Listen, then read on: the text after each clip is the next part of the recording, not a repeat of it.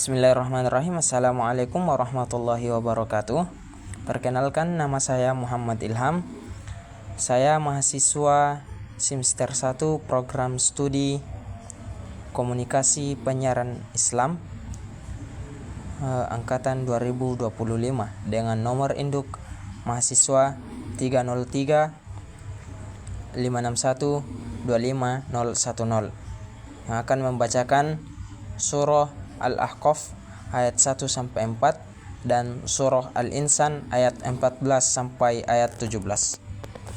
Baik, di sini saya akan membacakan Quran surah Al-Ahqaf ayat 1 sampai 4. A'udzu billahi minasyaitonir rajim. Bismillahirrahmanirrahim. Hamim.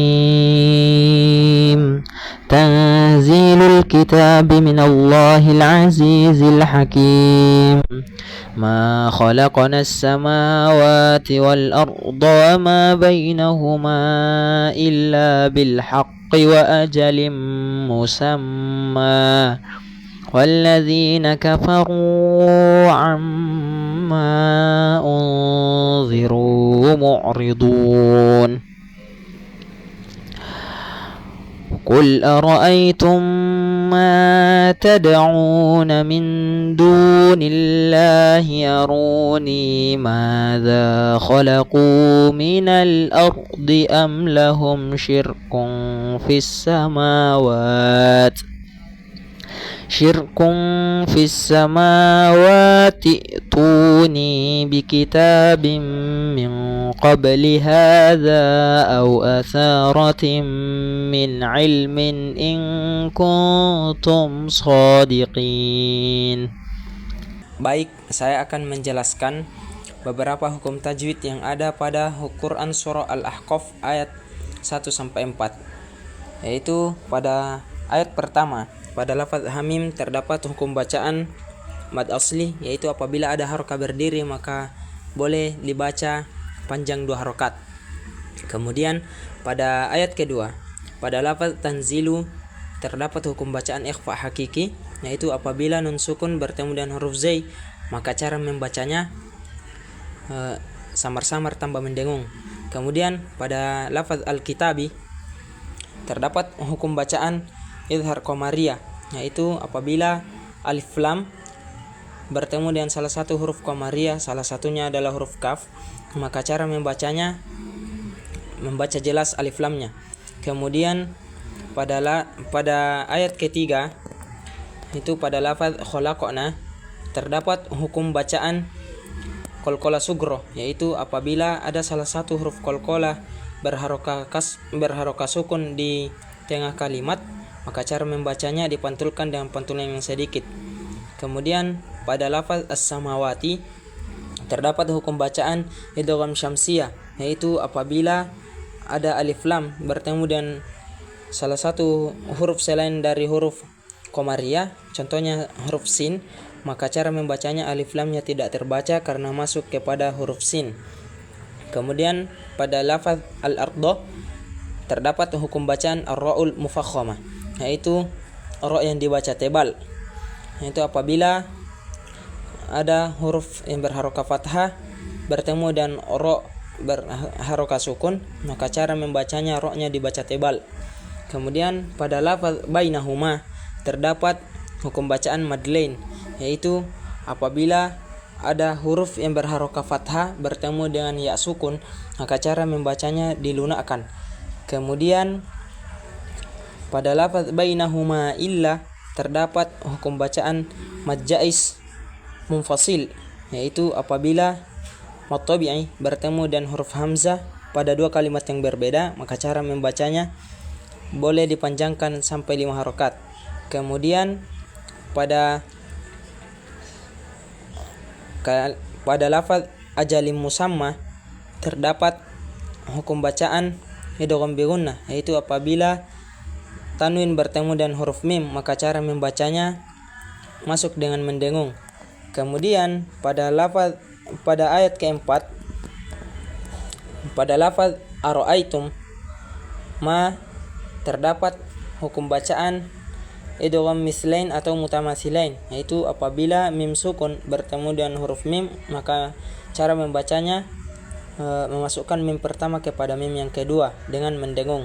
Kemudian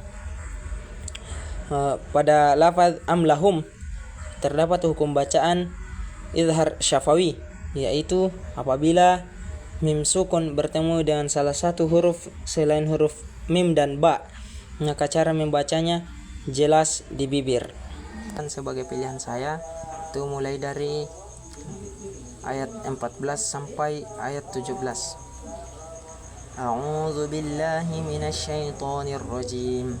Bismillahirrahmanirrahim. Wadaniyatan 'alaihim zilaluha wa dhullilat qutufuha tadlila. ويطاف عليهم بآنية من فضة وأكواب كانت قوارير من فضة قدروها تقديرا ويسقون فيها كأسا كان مزاجها زنجبيلا.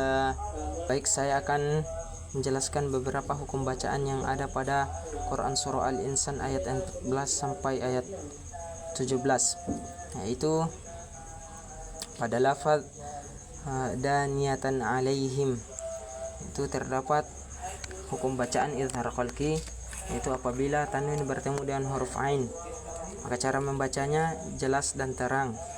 Kemudian pada lafaz alaihim terdapat hukum bacaan madlain, yaitu apabila ada huruf yang berharokat fathah bertemu dengan huruf ya sukun, maka cara membacanya dilunakkan.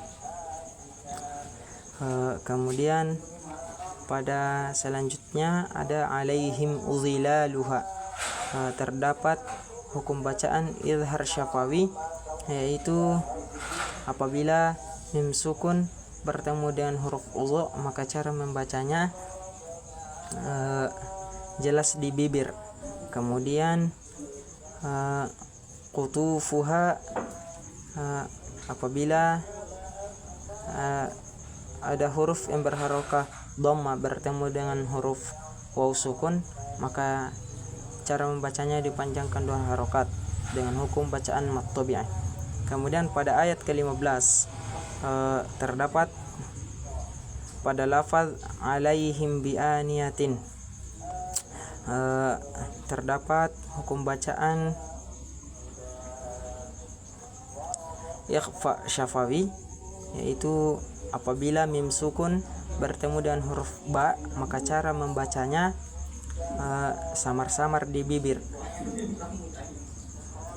Kemudian bi'aniyatim min, pada lafaz bi'aniyatim min terdapat hukum bacaan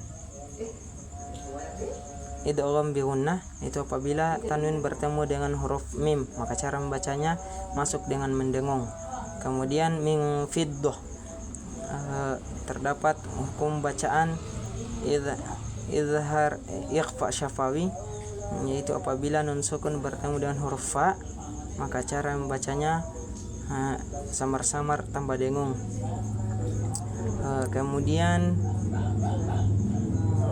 pada ayat ke-16 terdapat pada lafaz taqdira, itu hukum bacaan qalqalah sugro, yaitu apabila ada salah satu huruf qalqalah yang berada pada pertengahan kalimat, maka cara membacanya dipantulkan dengan pantulan yang sedikit.